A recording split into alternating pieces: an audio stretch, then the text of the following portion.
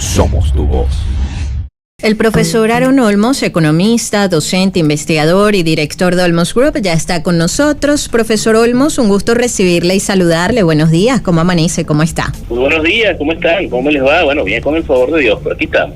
Qué bueno, profesor, gracias por estar de vuelta con nosotros. Un tema que nos había quedado pendiente y que no deja de ser noticia, además, porque esa brecha pareciera que va creciendo conforme van pasando los días. Hace tan solo una semana se reportaba que la brecha entre la tasa oficial y no oficial del dólar en Venezuela había superado casi en 20% al tipo de cambio oficial. Muchos apuntan a que es necesario sincerar el tipo de cambio en Venezuela a los fines de evitar que, por ejemplo, la actividad comercial, que ya está mermada, golpeada, termine de colapsar. Pero también uno se pregunta si, bueno, en definitiva es necesario hacerlo, pero además de qué manera hacerlo. Cuando se habla de sincerar, ¿a qué se refieren o cómo sería desde el punto de vista económico? Porque sería sincerar a la tasa no oficial o qué es lo que corresponde, profesor.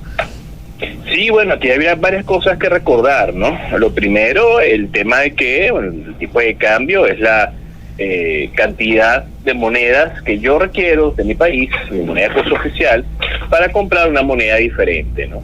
Y esto, en la medida en que más monedas tengo yo que colocar, bueno, hablo de que de alguna manera mi moneda no está tan fortalecida como la otra, ¿no? Generalmente siempre nos vemos con respecto al dólar, con respecto al euro. ¿Cuántos bolívares necesito yo por un dólar? ¿Cuántos bolívares necesito yo por un euro? En este caso, entendemos esta relación como una devaluación, es decir, en la medida en que más bolívares yo necesito, mi moneda está menos fortalecida contra la otra, ¿no? Esta relación es importante porque nos habla de la capacidad productiva del PIB, nos habla de las reservas internacionales, nos habla de las políticas económicas que se han aplicado. En la actualidad hemos visto que el Banco Central ha hecho un trabajo bastante férreo, ha mantenido el tipo de cambio oficial alrededor de los 36 bolívares, no ha variado más de un 2% en lo que va de año, pero ha tenido un costo muy elevado, ¿no? 3.617 millones de dólares que se han colocado hasta ahora para controlar ese tipo de cambio. El dólar no oficial se maneja a un precio diferente, efectivamente. La brecha, que es la distancia entre el oficial y el no oficial, ha estado por el 21.62%, cuando estaban ya sobre los 44 bolívares.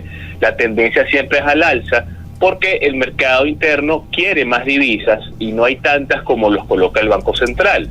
El deber ser es que la moneda se fortalezca, más no necesariamente que exista tanta demanda por divisas, es decir, que la apetencia sea más por bolívares por un tema de resguardo, reserva de valor, más que por un hecho transaccional, que es lo que estamos viendo. La herramienta principal para darle valor a una moneda es crecimiento económico y esto lo vemos desde el punto de vista empresarial. O sea, yo no puedo decir que el PIB crece y tengo un 40% de capacidad utilizada a nivel industrial. Yo no puedo decir que un PIB crece y tengo baja demanda o bajo consumo de los bienes y servicios. Es decir, las cifras estadísticas, los datos estadísticos tienen que ser coherentes con la realidad que vemos en el país, ¿no?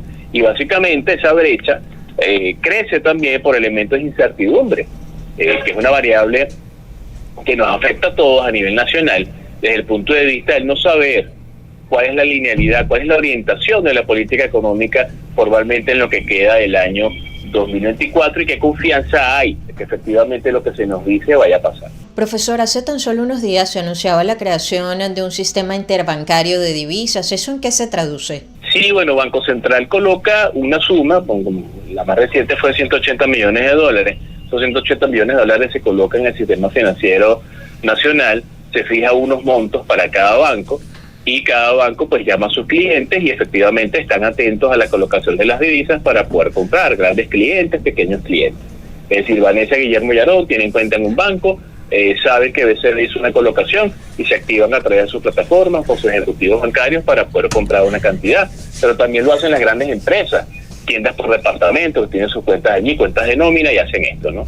El tema es que no pasa mucho, pero es posible que generalmente lo que ocurre es que ya a las 9:30 de la mañana ya las divisas se agotaron, pero puede pasar que quizás de repente algún banco le queden divisas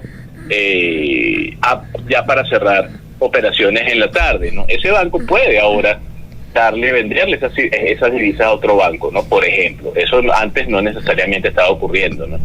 Y dentro de la información que también dio la vicepresidenta, hasta ese momento encargada del Ministerio de Finanzas, ahora presidenta de PDVSA, es el hecho de que las empresas aseguradoras pueden tomar ese dinero que está allí capturado de sus clientes, con el que no necesariamente están haciendo actividades de inversión en Venezuela, por ejemplo, y ahora sí lo van a poder hacer a través de la bolsa de valores, ¿no?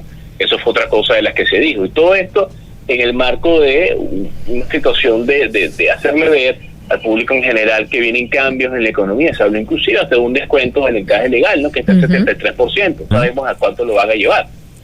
Están escuchando al profesor Aaron Olmos, economista, docente, investigador y director de Olmos Group. Profesor, ¿puede llegar un momento en el que sincerar el dólar o la tasa de cambio oficial del dólar tal y como piden sea tarde? Además, ¿cuáles son los elementos que se deben tomar en cuenta en caso tal de sincerar esa tasa? Bueno, la tasa como tal es artificial, ¿no? ¿Por qué es artificial? Porque esta se debería fijar por la oferta y la demanda, pero también por la relación entre el PIB y las reservas internacionales. Nosotros tenemos un retardo increíble en la publicación de cifras macroeconómicas.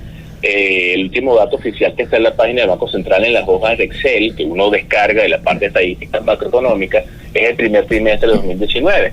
Recientemente nosotros, a nivel Ejecutivo Nacional, a través del Banco Central, colocando una nota de prensa, 13 trimestres de crecimiento económico en una imagen de una foto, ¿no? Que hay ahí como una captura de pantalla de unas cifras, ¿no? Cuando uno ve esta situación y piensa un poco en las intervenciones cambiarias que se han hecho, de no haberse hecho, no haberse colocado esta cantidad de dinero que hay ahorita, bueno, el tipo de cambio ni siquiera serían los 44, sería mucho más grande, además hablando quizás del doble de esa cifra, ¿no? Y el tema de que la economía sea incapaz de poder tener un tipo de cambio favorable tiene que ver con la debilidad del aparato productivo, que si bien tenemos unas cifras que muestran crecimiento, cuando vamos a la parte industrial, comercial, empresarial, entendemos que bueno, no todas las empresas les está yendo bien, no todas las empresas no todas las industrias están funcionando. Otra vez lo digo, esa estadística que publica Colindustria en su informe trimestral, el segundo informe, nos habla de una capacidad utilizada del 40%, del 100% de lo que puede hacer Venezuela. Entonces, de alguna manera que vemos esta cifra de estos datos y entendemos que para poder de verdad darle valor al tipo de cambio, pues en términos formales, eso tiene que estar en sintonía con el crecimiento de la economía. No puedo tener un tipo de cambio amarrado a una intervención cambiaria y una economía que me dice algo, pero unos indicadores de producción que me dicen otra cosa, ¿no? ¿Qué hacer entonces, profesor? ¿Qué puede hacer el ciudadano común? Porque al final no tiene acceso a las divisas a través de la banca. Bueno, en principio vamos a esos canales, a los operadores cambiarios, ¿no? Inclusive a veces hasta las propias plataformas de los bancos presentan problemas para hacer operaciones casualmente cuando se hacen las colocaciones de las divisas, ¿no? Típicamente, pues quien no consigue por esa vía se va al otro mercado, que es el mercado no oficial, y de ahí la presión que hay sobre ese tipo de cambio. Y vemos que entonces crece, pasa de 41, 42, 44. Y todo depende del tema de la intervención cambiaria. ¿Qué hay que hacer para protegerse? Bueno, tratar en lo posible de colocar los excedentes en bolívares en una moneda o divisa diferente. Recuerden que existen los criptoactivos estables también. Eso es importante también comentarlo. Si no consigo divisas por la vía oficial o natural, bueno, trato de irme a los criptoactivos estables como un USDC, un USDT. Sin embargo, el tema es que quien vende esos criptoactivos estables también se está guiando por el precio del tipo de cambio no oficial. Genera pues un precio terrible porque castiga en bolívares al que va a pagar algo. Alguien me escribió esta mañana que iba a hacer un curso y le estaban calculando un tipo de cambio del curso en 43 bolívares por dólar. Y ella me decía, wow, eso es demasiado, yo no puedo pagar eso para hacer este curso. Habrá quien sí pueda, ¿no? Pero entonces se castiga el que va a pagar en bolívares, y eso es algo que efectivamente le está haciendo daño al ingreso a todas las personas. Entonces, ¿cómo yo me protejo? Trato de que de alguna manera buscar elementos, bien sea activos, divisas, tratar de buscar el mejor precio para resguardar ese efecto del trabajo medio en bolívares, pero también tengo que tomar en consideración que no está claro cuál es el panorama que nos queda aquí al cierre de 2024. Por allí ya están decretando la Navidad para una fecha, por allí salió la iglesia diciendo que la Navidad es en diciembre. De alguna manera tenemos pues más de lo mismo, ¿no?, que ha pasado en estos últimos años. Y de hecho, profesor, hace tan solo unos días Consecomercio hacía un llamado a los consumidores a que exigieran a los comerciantes que cobren los productos, los servicios a tasa oficial, a la tasa establecida por el Banco Central de Venezuela y no a la tasa no oficial. Eso también deja entrever, ¿no?, lo que está sucediendo. Pero para ir concluyendo, profesor, por otra parte, además de todos esos anuncios que se hicieron en materia económica del descuento en el encaje legal bancario, la creación de este mercado interbancario de divisas, también el Ejecutivo Nacional hablaba sobre retomar el camino de las criptomonedas. ¿Cuál es su lectura sobre ese viraje? Hablaban de un futuro multimonetario. Bueno, eso proviene de un comentario que hizo el presidente en términos de los BRICS, ¿no? O sea, esta asociación de países, economías emergentes, muy poderosos todos, Brasil, Rusia, India, China, Sudáfrica, que desde 2008 existen como idea, desde 2009 existen como realidad, y a los que se han sumado un conjunto de países, ¿no? La idea de un mundo multimonetario, como dijo el Ejecutivo Nacional en esa locución, se basa en la idea, pues, de no la dependencia de una sola moneda, sino de múltiples monedas, ¿no? Cuando se habla acá del tema del uso de las criptomonedas, bueno, hay que recordar que todavía el mercado cripto está intervenido, que muchas de las personas que confiaron en la propuesta del Ejecutivo Nacional a través de la SUNACRIP, de registrarse, de comprar licencias, de pagar una cantidad de cosas para funcionar, bueno, pues cuando se dio esta situación de esa cripto, de alguna forma se hizo difícil, ¿no?, para muchos mantenerse, y bueno, pues muchas empresas llegaron a cerrar, ¿no? Entonces, con ese panorama que todavía no está claro, de la intervención por parte de la SUNACRIP, que estaba siendo llevada por Sudeban, pero ahora la presidenta de Sudeban es ministra de Finanzas, entonces la que era ministra de Comercio ahora es directora de la Sudeban. Habrá que ver en principio cómo se solventa el tema de la intervención de la SUNACRIP, si va a desaparecer, si se va a crear otro ente, o si lo va a llevar el Banco Central, no lo sabemos, y qué va a pasar con todas aquellas personas y empresas que todavía están afectadas por el tema de las cripto, para poder hablar entonces de una Venezuela cripto de nuevo, ¿no?, donde de parte del Ejecutivo se usen otra vez los criptoactivos, porque bueno, muchas cosas que no han quedado todavía claras con respecto a ese evento que llevó a la intervención de la SUNACRIP. Profesor, para concluir, sus coordenadas, a ver, y gracias. Sí, bueno, siempre a la orden. Pueden ubicar en la plataforma X, como @Olmos, Aarón con AA, nombre hebreo, y en Instagram como @Olmos. Por ahí estamos siempre a la orden.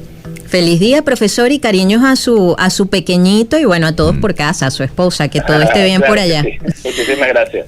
Feliz día al profesor Aarón Olmos, economista, docente, investigador y director de Olmos Groups. Queremos escuchar tu voz. 0414-119-7230. Envíanos un SMS o WhatsApp con tu comentario o denuncia. 0414-119-7230.